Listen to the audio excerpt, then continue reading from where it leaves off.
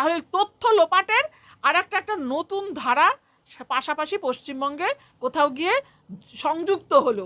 সেটা হয়তো ওই ব্যক্তি বেঁচে থাকলে সে আজকে এটা রিভিল হতো। ওই যে ব্যক্তিটিকে, যে নরপিচাসদের মধ্যে একজন হয়তো বা ছিল, সে কিন্তু দেখা গেল যে পুলিশ কাস্টডিতে কার্যত কোড আনকোড হত্যা হলো। সে যদি জীবিত থেকে প্রত্যেকটা জায়গা সে ধরিয়ে দিতে পারতো এবং প্রকৃত অর্থে তাহলে ন্যায় মিলতো, সে যাতে অ্যাটাক না করতে পারে তার যথাযোগ্য ব্যবস্থা করার। আমরা কি কিছুই বুঝি না? এই গ্যাংরেপের মধ্যে প্রকৃত অর্থে কারা কারা যুক্ত? এই ভারতবর্ষে বা আমরা কেউ বা বাংলায় কেউ আমরা নিরাপদ নয়। ওনার লজিক যদি আমরাকে যদি অ্যাড্রেস। দিদি, পানিহাটির বিজেপি বিধায়ক রত্না দেবনাথ তিনি বললেন অভয়ার ঘটনা এবং এই বারুইপুরের যে ঘটনাটি দুটি সম্পূর্ণ আলাদা। আপনি এই ঘটনা দুটির মধ্যে কোথায় পার্থক্য দেখতে পাচ্ছেন? তিনি প্রথমে বললেন একজন বিধায়িকা, ফলে তিনি ডেফিনেটলি একটি রাজনৈতিক দলের এবং শাসক দলের, ফলত সেই জায়গার থেকে সেই পার্সপেক্টিভে তিনি হয়তো তার মত প্রকাশ করেছেন। কিন্তু এটা তো এক কথাই স্বীকার্য যে এইভাবে খুন, ধর্ষণ এবং নিরন্তর চলেছে। সেক্ষেত্রে কোনটা বেশি আর কোনটা কম, এইভাবে যারা প্যারামিটার মাপে তাদের বোধ বুদ্ধি এবং তাদের ইন্টেন্ট নিয়ে কিন্তু সাধারণ মানুষের প্রশ্ন আসে।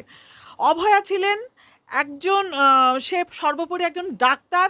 তার প্রয়োজনীয়তা কিন্তু তার পরিবারের বাইরে অনেকটা, সেটা হলো জনগণের, জনমানুষের।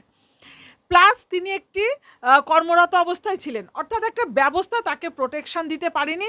সম্ভবত সেই জায়গা থেকে বলতে চাইছেন এই মেয়েটি তো একটি বাড়িতে বা এরকম সরকারের প্রোটেকশনের জায়গা ছিল না। তাহলে তো বলতে হবে দিদি, এই ভারতবর্ষে বা আমরা কেউ বা বাংলায় কেউ আমরা নিরাপদ নয়। ওনার লজিক যদি আমরাকে যদি অ্যাড্রেস করি, ফলত ওই কথাকে সরিয়ে বলবো আজকে অভয়া ন্যায় বিচার পায়নি, যে কারণে এই অভয়া মঞ্চে আমরা রয়েছি বা এটা একটা নিরন্তর চলছে একটা চলমান আন্দোলন। এই অভয়ারা বিচার পাচ্ছে না কেন? তার প্রথম দিকে যদি আপনি যান, প্রশাসনের কোথাও গিয়ে বায়াসডনেস সেটা আগেও ছিল, সেটা যদি থাকে সেটা দুর্ভাগ্যজনক না, সেটা আমাদের জন্য দুশ্চিন্তার ভয়ের। এক। 2 নম্বর হলো তথ্য লোপাট, অর্থাৎ যথাযোগ্য বিচারকে পাইয়ে দেবে কে? কারণ বিচার ব্যবস্থা সবসময় যথাযোগ্য তথ্য নির্ভর। আমরা অভয়ার ক্ষেত্রে দেখেছিলাম যে তথ্য যথাযথভাবে না দেওয়ার দরুন একমাত্র সঞ্জয় রায়ই কিন্তু দোষী সাব্যস্ত হলো, বাদবাকি সবাই কার্যত ক্লিন চিট পেয়ে গেল।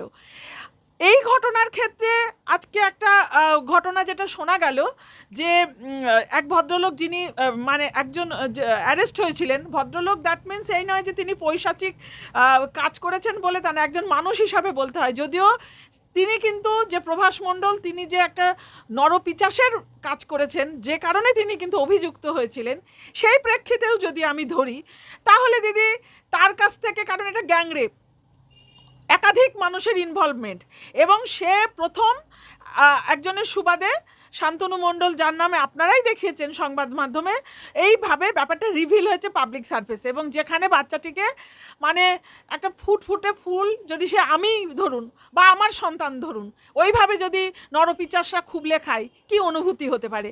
সেই জায়গা থেকে দাঁড়িয়ে কিন্তু প্রত্যেকেই চাই যে কঠোরতম এবং দৃষ্টান্তমূলক শাস্তি।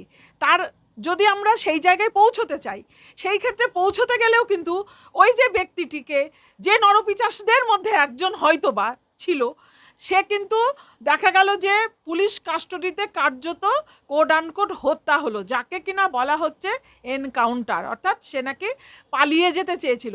তাহলে এই প্রশ্ন আসলো, যেখানে এসআইটি গঠন হলো সেখানে কেন তাকে বরং বাড়তি সুবিধা দিয়ে তাকে প্রোটেক্ট করা হলো না? সে যাতে যে কারণটা দেখাচ্ছে সেই কারণটা তো আদতে বাস্তবে কতটা সত্য সে জনগণ ভালোই বুঝতে পারছে, কিন্তু উচিত ছিল ওই রকম একজন যে কিনা অভিযুক্ত প্লাস এই গোটা ব্যবস্থার মধ্যে সাথে যুক্ত, সে যদি জীবিত থেকে প্রত্যেকটা জায়গা সে ধরিয়ে দিতে পারতো এবং প্রকৃত অর্থে তাহলে ন্যায় মিলতো। আজকে শিশুটি তো মিলবে না, তার মানে আমি ন্যায় পাবো, আমরা ন্যায় পাবো, তখনই তো ন্যায়ের পথ প্রশস্ত হবে। কিন্তু আমরা দেখলাম যে সে তাকে কার্যত হত্যা করা হলো। কি ব্যাপার না, সে নাকি পালিয়ে যেতে চাইছিল। তাহলে তো এখানে বলতে হবে আগের যে পুলিশ ব্যবস্থা ছিল তাকে আমরা বলতাম দলদাস পুলিশ তৃণমূল কংগ্রেসের আমলে। এখনকার তাহলে তো একে একেবারেই ন্যাকা, একেবারেই কি তাদের কোনো রকম সেই যোগ্যতা নেই? একটা ওই গভীর রাতে যদি সেই আপনি ঘটনার যদি পুনর্নির্মাণ করার জন্য প্রয়োজনীয় হয় সেই গভীর রাতে একজন আসামিকে সে যাতে অ্যাটাক না করতে পারে তার যথাযোগ্য ব্যবস্থা করার আমরা কি কিছুই বুঝি না? আমরা এই জায়গায় একটা কোথাও গিয়ে ডাউট তৈরি হচ্ছে যে হয়তো বড় কিছু একটা এই প্রকৃত ইনভলভমেন্ট, অর্থাৎ প্রত্যেকের একেবারে কঠোরতম শাস্তি পাওয়ার জন্য যা যা দরকার সেই জায়গাটা কোথাও রুদ্ধ করার জন্য। কারণ আমরা তো জানি না যে এই গ্যাংরেপের মধ্যে প্রকৃত অর্থে কারা কারা যুক্ত, এর মাস্টার মাইন্ড কারা। সেটা হয়তো ওই ব্যক্তি বেঁচে থাকলে সে আজকে এটা রিভিল হতো, ডেফিনেটলি হতো। কিন্তু আজকে হয়তো আমাদের অনেকেরই তাৎক্ষণিক উল্লাস লাগার কথা যে না, যে কিনা ওরকম পৈশাচিকভাবে আমার সন্তান হলেও তো এরকম খুবলে খেলে আমার মনে হতো, বা আমাকেও, যে ঠিক আছে মেরে ফেলেছে, কোথাও গিয়ে বোধহয় ন্যায়। কিন্তু একজন সহনাগরিক হিসাবে বা আমি নিজের ক্ষেত্রেও যদি আপনি এইভাবে বলেন, সেক্ষেত্রেও বলবো যে সত্যিকারের প্রকৃত ন্যায় প্রতিষ্ঠিত হওয়া ক্ষেত্রে এটা প্রতিবন্ধকতা দেখা দেবে। কারণ একজন সরাসরি অ্যাকিউজড পারসন সে যদি পৃথিবী থেকে সরে যায় তাহলে সে যে ইনফরমেশান দিল তা কিন্তু পাওয়া যাচ্ছে না। তাহলে তথ্য লোপাটের আর একটা নতুন ধারা পাশাপাশি পশ্চিমবঙ্গে কোথাও গিয়ে সংযুক্ত হলো। অর্থাৎ আগে একরকমভাবে আমরা দেখেছি খুন ধর্ষণের তথ্য লোপাটে এই প্রশাসন কর্তৃক সহযোগিতা করা কার্যত। আবার এই ক্ষেত্রে আমাদের এটা মনে হচ্ছে যে কারণ যাদের বাড়ি, যদি আমাদের বাড়ি আমারও হয়, আমার বাড়ির লোকেও তালা হবে, স্বাভাবিক।